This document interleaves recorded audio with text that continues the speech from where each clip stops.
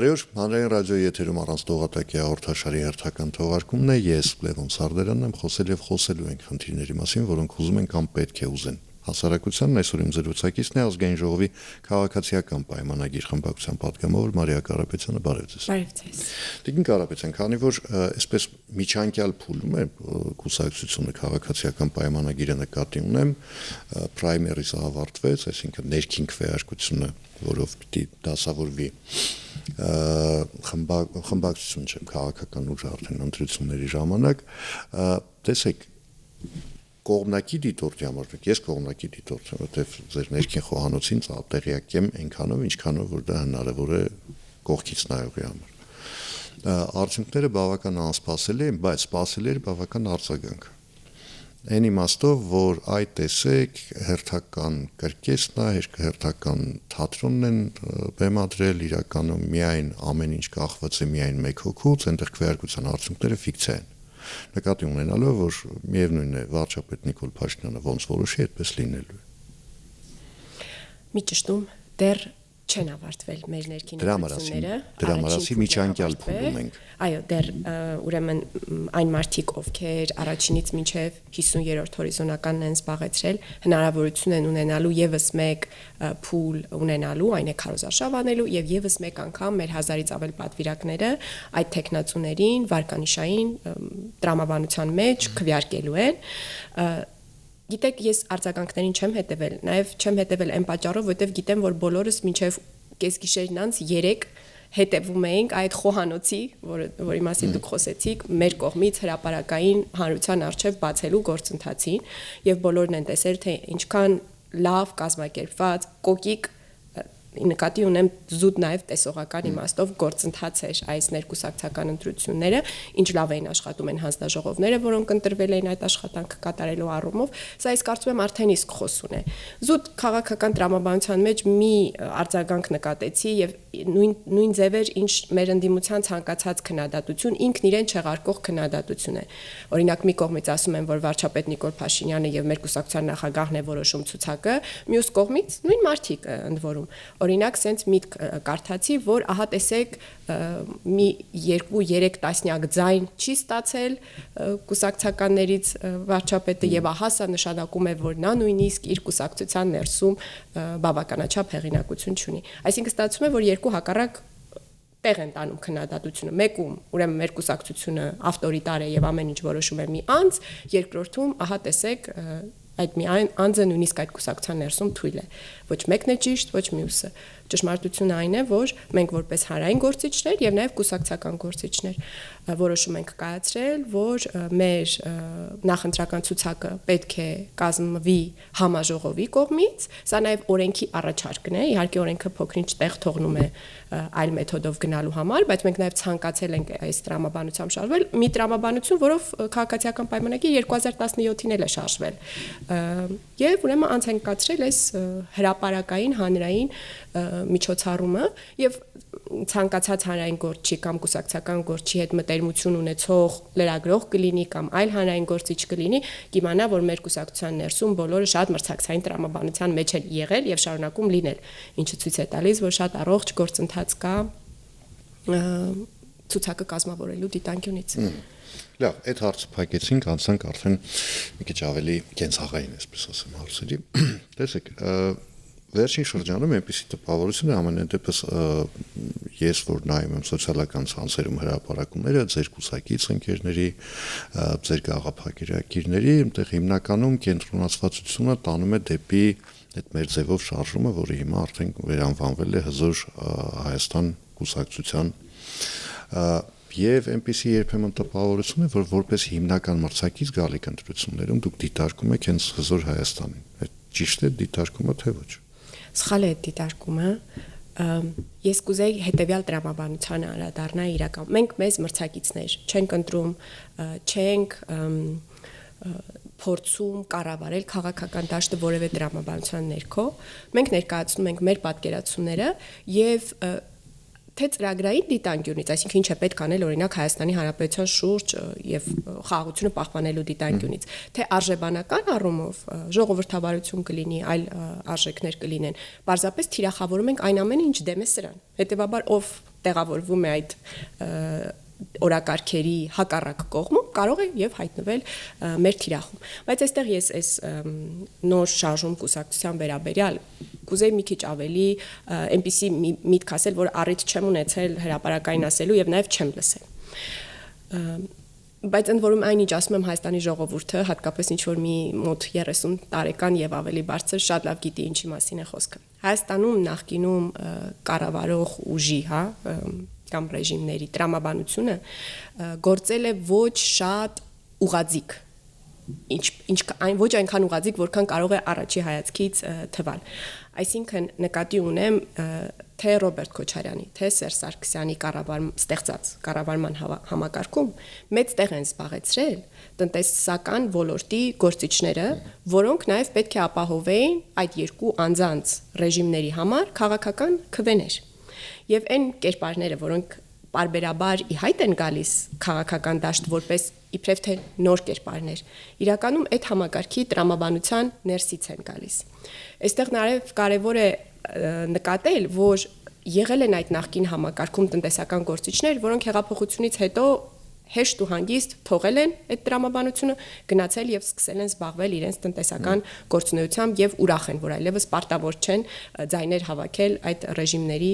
համար, եւ կան գործիչներ, որոնք իրականում իրենց հարաբերակցությունը Սերժ Սարգսյանի կամ Ռոբերտ Քոչարյանի հետ ոչ այնքան միանշանակ է, ինչքան առաջին հայացքից կարող է թվալ։ Եվ այստեղ է, որ այդ ռուսական կապիտալի ներկայությունը շատ կարևոր նշանակություն ունի։ Այսինքն այնտեղ օրինակ Կարեն Կարապետյանի, պաշտոնավարումը Սերժ Սարգսյանի աշխատակազմի ղեկավար պետք է դիտարկել ոչ միայն որպես ուղղահայաց, այսինքն նա եղել է Սերժ Սարգսյանի աշխատողը, այլև որոշակիորեն որպես հորիզոնական հարաբերություն, դա եղել է ռուսական կապիտալի հարաբերությունը, Հայաստանի իշխանությունների հետ հարաբերության հետ։ Եվ սա նաև ինչով է կարևոր, որովհետև այն միջավայրը անվտանգային, որում մենք ապրել ենք, անհրաժեշտություն է եղել այդտեղ, որպեսզի նաև այն պարագաներում, երբ հանկարծ Ռոբերտ Քոչարյանի կամ Սերժ Սարգսյանի մտքով կանցնի լուծման գնալ հակամարտության համատեքստում, լինեն մեկից ավել լծակներ, այդ լուծումը թույլ չտալու համար։ Եվ այդտեղ տենց շատ բարդ համակարգ է գործել, թե ով ում վրա ինչպես իշխանություն կբանեցնի։ Իմիջիայլոց այս իմ նկարագրածից է ծագում նաև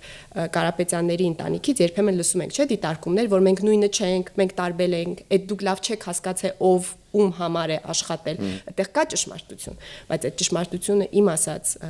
համակարգի ներսում է գործել, այսինքն նրանք փոխադարձաբար փոխկախվածություններ ունեցող մարդիկ են եղել։ Այսինքն այստեղ աշխատել է գումարելների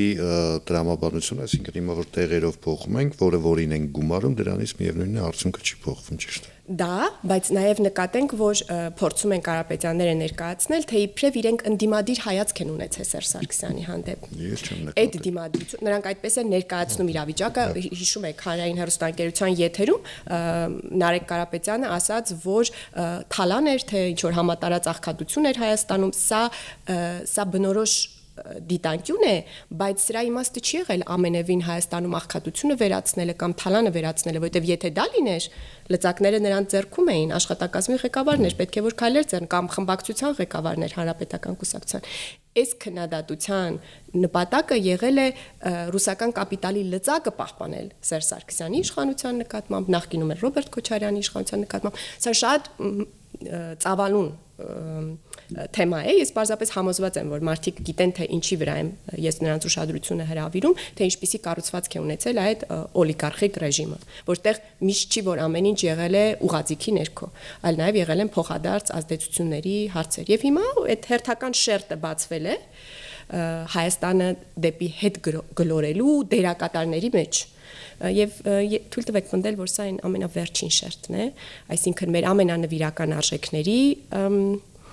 օգտագործելը մեր դեմ, ես նկատում եմ հայ առաքելական եկեղեցու փոխկապակցված ռուսական կապիտալի հետ։ Այս ուզում եմ ասեմ, այդ վերջին շերտն էր, որը խաղաքարտը պետք է բացվեր, եւ ահա այն բացվել է, եւ մենք ուրեմն այդ մի վերջին փորձության միջով էլ համոզված եմ պատվով անցնելու ենք։ Հետաքրքիր է, որ իրենք են ձեզ մեղադրում նրա համար, որ դուք պայքարում եք մեր ամենանվիրական ազգային արժեքների դեմ։ Ոսկե մասնավորապես հայ առաքելական Սուրբ Եկեղեցու մասին։ Այստեղ այդ մեղադրանքը փլուզվում է այն պահին, երբ որ պարզվում է, որ Կտրիշ Ներսիսյանը ունի ընտանիք եւ զավակ։ Ուզում եմ ասեմ, այն մարդիկ, ովքեր պետք է որ նվիրական արժեքներ պահպանեն, պետք է գոնե համապատասխանեին այն մինիմալ պահանջներին, որոնք այդ նվիրական արժեքների առումով դրված են իրենց առջև։ Այլ բան, որ քիչ չի դա չեն արել, իրենք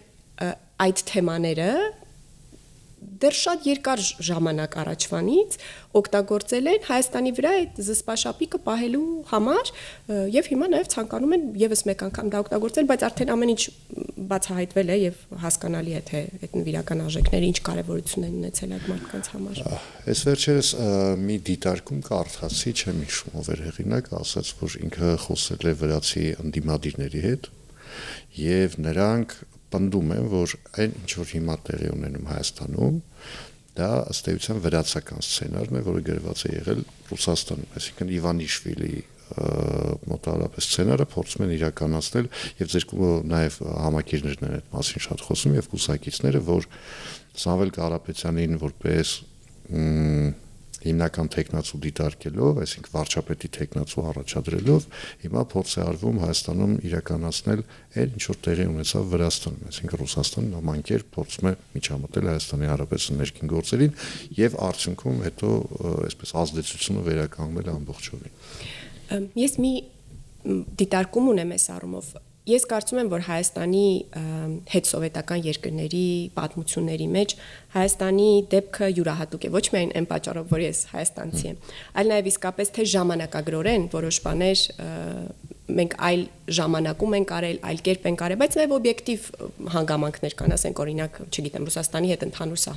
սահման չունենալը, հա, կամ օրինակ ռուսախոս փոքրամասնություն չունենալը, եւ ունենալը այլ օրինակ խոցելիություններ, որը մյուս երկրները չունեն։ Բայց ես օգտակար չեմ համարում մեր եւ հետսովետական մյուս երկրների ժողովուրդների ճակատագրերը համեմատել այս առումով, որովհետեւ սա ջուր է լցնում այն ջրաղացին, որը մեզ փորձում է մտցնել այդ տրամաբանության մեջ։ Ինչ նկատի ունեմ։ Երբ ես օրինակ խոսում եմ ռուսական կապիտալի մասին կամ Ռուսաստանի մասին, սա շատ պայմանական ենք անում, այն իմաստով, որ Ռուսաստանի փոխարեն կարող էր ցանկացած այլ երկիր լինել։ Թուրքիան կարող էր վերջի վերջո լինել եւ նույնիսկ արևմտյան մի դերակատար կարող էր այդպես լինել։ Սա խոսում է զուտ միջազգային հարաբերությունների բնույթի մասին, որ բոլոր երկրների նկատմամբ կարող են օգտագործել այնպիսի լծակներ, որոնք չեն համապատասխանում ոչ բարոյականության, ոչ էթիկայի, ոչ ազնիվ քաղաքականության որևէ չափանիշի։ Այսինքն մենք այս դիտանկյունը միշտ պետք է ներկա պահենք մեր մտքում, որովհետև մի բան է, թե ինչ է տեղի ունեցել Հայաստանի նորանկախ պատմության ընթացքում 91 թվականից մինչև այսօր։ Այդ թվում Հայաստան-Ռուսաստան հարաբերությունների դիտանկյունից։ Եվ ես իմ դիտանկյունը շատ բաց ներկայացրեցի, թե ինչպես եմ տեսել եւ շարունակում տեսնել այդ վերլուծությունը։ Բայց լրիվ այլ բան է, թե մենք այս կետից հաջորդիվ ինչ ուղղությամբ ենք շարժվելու, այդ թվում Հայաստան-Ռուսաստան հարաբերությունների համատեքստում եւ այստեղ իմ դիտանկյունը տարբերվում է օրինակ շատ մարդկանցից, ովքեր փորձում են Վրաստանի սցենար տեսնել Հայաստանում եւ այլն։ Եթե փորձեմ ամփոփել, միտքս հետեւյալն է, դեռ դպրոցական տարիներից այս խորհուրդը ես լսել եմ, որ պարտադիր չի մասնակցել այն բոլոր ճակատամարտերին, որոնց քեզ հրավիրում են կամ քեզ մարտահրավեր են նետում։ Այսինքն մի բան է դու շատ հստակ տեսնես վերլուծությունը եւ պատկերը, թե ինչ է մեզ այդ տեղի ունեցել մեր հետխորհրդային պատմության ընթացքում, եւ լրիվ այլ բան է հետ այսու առաջ շարժվելիս, ինչի վրա ես հենվելու եւ ոնց ես պատկերացնում հարաբերությունները տարբեր երկրների եւ դերակատարների հետ։ Շատ լավ, եկեք հիմա փորձենք պատկերացնել, թե ինչպես ենք պատկերացնում մենք մեր հարաբերությունները դերակատարների հետ։ Նայեք, ես ինչքանով որ ես եմ արդեն հասկացել, խորհրդարանական ընտրություններին քաղաքացիական պայմանագիրը, եթե մի քիչ նույնիսկ կոպտացնեմ, հա, եթե թույլ տաք, մոտավորապես այս տրամաբանությամբ ընտրվում են մենք եւ լինում է խաղաղություն, կամ գալիս են ուժեր եւ իրենց հետ բերում են պատերազմ։ Պատերազմ ում հետ։ Գիտեք, կոնֆլիկտային տրամաբանությունը արտնացնելը ենթադրում է պատերազմ ինչ-որ մի փուլում։ Մեր անմիջական մեղադրանքը նրանում է կայանում, որ մեր ընդդիմախոսների գերակշիռ մեծամասնությունը կոնֆլիկտային տրամաբանությունը արտնացնելու մասին է։ Այստեղ համոզված եմ, որ հակընդդեմ փաստարկ ոչ ոք չի կարող ունենալ։ Իսկ որ դա ինչ-որ մի փուլում կարող է եւ պատերազմական իրավիճակ ստեղծել, դա արդեն ժամանակի հարց է, ակնհայտորեն։ Եվ սրա մասին են վկայում ինչը, որ այդ բոլոր դերակատարները, չնայած միմյանցից փորձում են դիստանցավորվել, նրանք բոլորը օրինակ արդեն իսկ ձեռք բերված պայմանավորվածությունների մեջ ցանկանում են ներմուծել նոր երկրներ, որոնց ոչ կարիքը կա, ոչ որևէ քննման ենթակա տրամաբանության են ենթարկվում իրենց այդ առաջարկները։ Թույլ տվեք ենթադրել, խոսքը վերաբերում է TRIP-ին, որտեղ ասում են եկեք Ռուսաստանին բերենք, հա թող իրենք մասնակցեն։ Աբսուրդային առաջարկ եւ 3 րոպե այդ ուղղությամբ մտածելուց հասկանալի է, որ ընդհանրապես ցանկանում են խափանել ձեռք բերված պայմանավորվածությունը եւ այնուհետեւ հակամարտային տրամաբանության մեջ մտնել հարևանների հետ Ադրբեջանի եւ Թուրքիայի տարբեր չափաբաժիններով եւ այդտեղից էլ իհարկե հակամարտությունը ինչ որ մի պահի կարող է նաեւ կրկին մեզ տանել այդ ռազմական բախման ուղղությամբ սա շատ հստակ պետք է լինի որովհետեւ հակամարտությունը վերակենդանացնել եւ հույս ունենալ որ ինքը պարզապես այդ իրավիճակում կպահպանվի ինչի վրա հույս դնելով ենք այդպես մտածում։ Այսինքն եթե մենք այդ թոկը նորից բերում ենք Հայաստանի վզին ենք կապում, նշանակում է կամ պետք է անենք այնինչ այդ թոկը պահանջում է, նորանոր ինքնիշխանության զիջումներ, խաղաղության երաշխավորին, կամ եթե որևէ պահի նորից փորձենք մտածենք լավ չանենք, դա հանգեցնելու է էսկալացիայի։ Ընդ որում այդ ուժերից մեկը օրինակ ասում է որ Ադրբեջանի հետ մենք դեռ այսինքն կողմ ենք խաղաղությանը, կողմ ենք ապաշրջափակմանը, բայց դեռ ունենք հարցեր եւ բարձրացնում են հարցեր եւ այնպիսի սրությամբ եւ ձևակերպման, որոնք ակնհայտ է, որ փակուղի են տանելու գործընթացը։ Թեկուզ հենց շատ զգայուն գերիների հարցը։ Մենք զբաղվում ենք այդ հարցով։ Իրենց մոտեցում է այդ հարցերին հարցը սուր դնելն է այսինքն մենք առաջ չենք գնալու քանի դեռ այդ հարցը հասցեագրված չէ սա փակուղի գնալու բաղադրատոմս է եւ սա ակնհայտ է որ իրենց ջանքերը եւ իրենց մտքերի ուղղությունը գնում է ստեղծ մեր գտած լուծումները չեզոքացնելու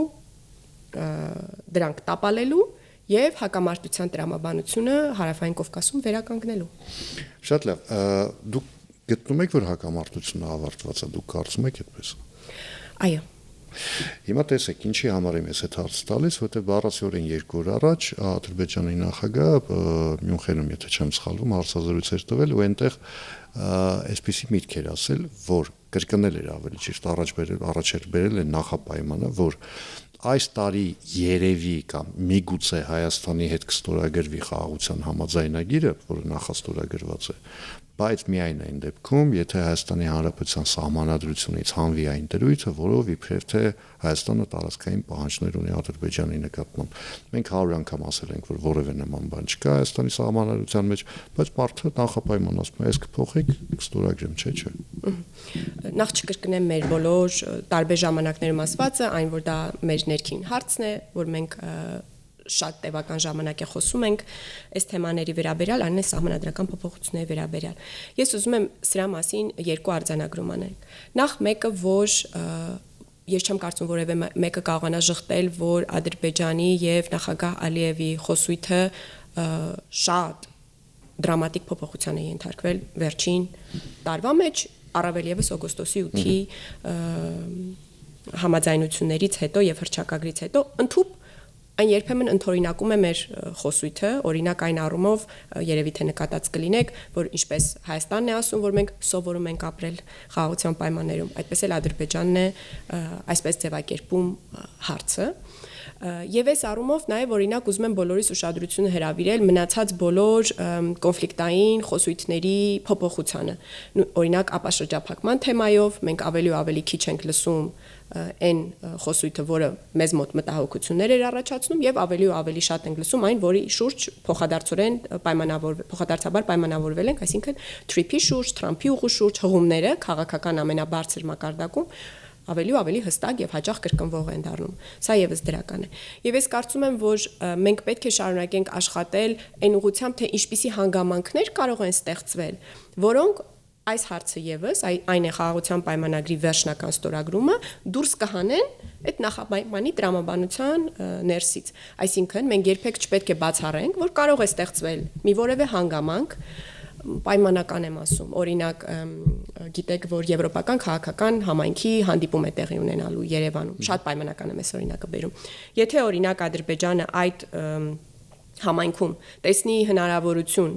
որտեղ կարողանա Ադրբեջանի արտաքին քաղաքական մի որևէ նպատակի հասնել եւ նաեւ այդ նպատակին ընդառաջ քայլ անել, այն է խաղաղության պայմանագրի ստորագրման, նա դա կանի եւ ամենևին չի կաշկանդվի իր նախորդիվ հնչեցրած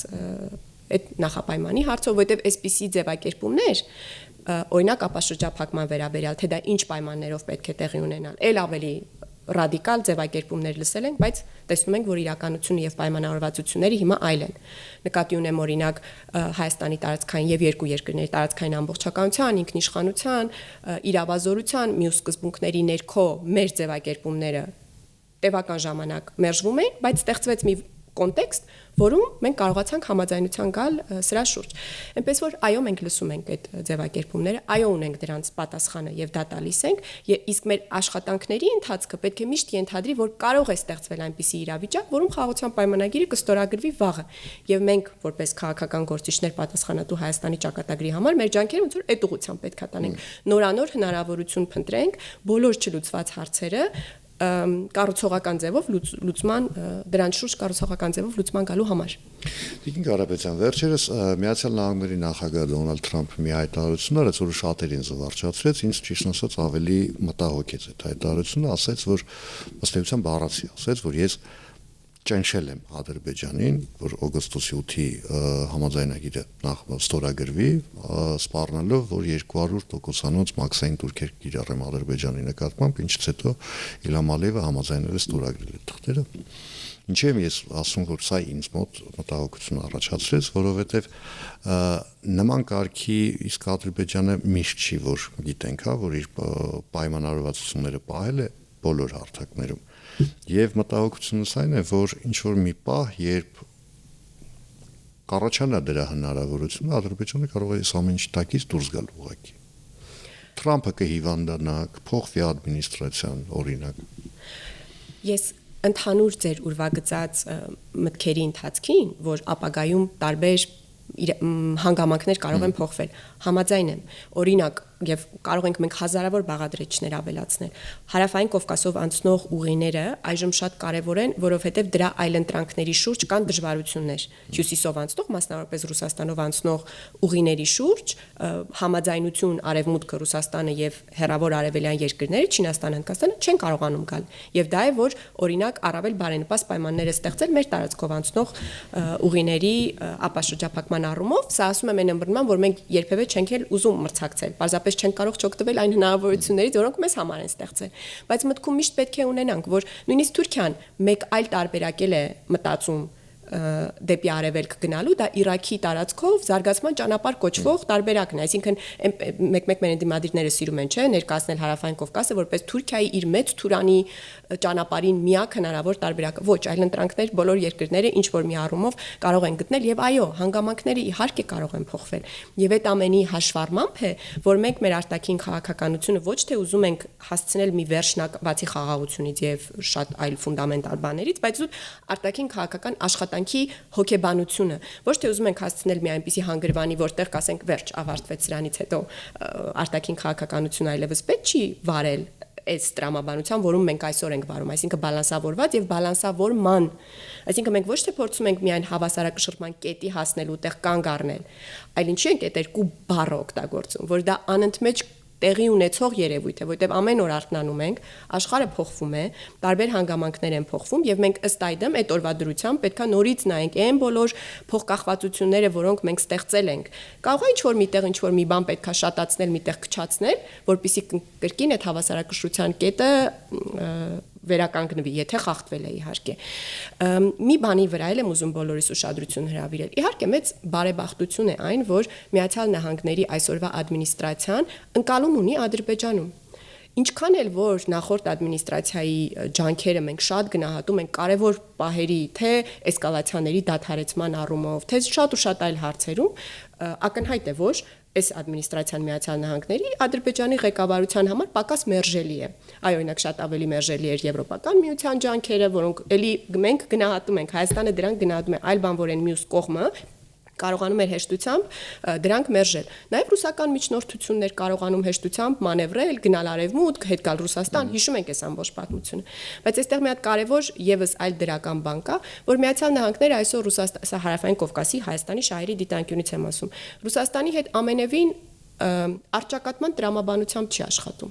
Եվ սա էլ մի հանգամանք է, որ այն բոլոր մարդիկ, ովքեր հիմա ուզում են Հայաստանն ու Ռուսաստանը տանել բաց արճակատման մեջ, որովհետև այդ սցենարն էլ է իրանց ձեռնտու։ Այն որ մեր ընդդիմադիրները խոսում են, որ աշխարհակաղակական բախում եք ստեղծում, հետո մեզ քննադատում են Մոսկվա գնալու համար։ Ինչու են դա անում, որովհետև իրենց ձեռք չի տալիս, որ Հայաստանն ու Ռուսաստանը այնուամենայնիվ որպես անկախ Հայաստան եւ Ռուսաստան նոր տրամաբանության մեջ հարաբերություն կառուցեն։ Իրենց ավելի ձեռնտու կլինի, որ արճակատումը բաց լինի, լավ կլիներ նաեւ Միացյալ Նահանգները խրախուսեր այդպիսի արճակատումը, որպեսզի իրենց պատկերացրած վրացական սցենար կլինի, թե չգիտեմ ինչական սցենար կլինի, ավելի իրագործելի լիներ։ Եվ մեծ բարեբախտություն է, որ իրականում այդ արճակատման նախադրյալները չկան, այդ թվում են պատճառով, որ Միացյալ Նահանգները շատ ակտիվորեն փորձում է Ռուսաստանի հետ լեզու գտնել այլ տարածաշրջաններում իրենց հարաբերությունների, Եվրոպական միության եւ Ռուսաստանի հարաբերությունների շուրջ։ Մենք այս ամենը պետքա դիտենք եւ եթե թույլ կտակ մեր թեման, երբ այլ երկրների ղեկավարները արծածում են իրենց այլ շփումների մեջ, մենք դրանց մի քիչ զգուշավոր պետք է վերաբերվենք։ Օրինակ նույնը վերաբերում է ցեղասպանության հուշահամալիր այցին եւ այնուհետեւ գրառման հեռացմանը եւ այլն։ Մենք պետք է նկատենք, որ օրինակ այդ թեման նաեւ դարձավ Միացյալ Նահանգների ներսում դեմոկրատական կողմի եւ հանրապետական կողմի վեճի առարկա փոխադարձ քննադատության Միացյալ Նահանգների հայազգի ընտրողների սրտերի համար։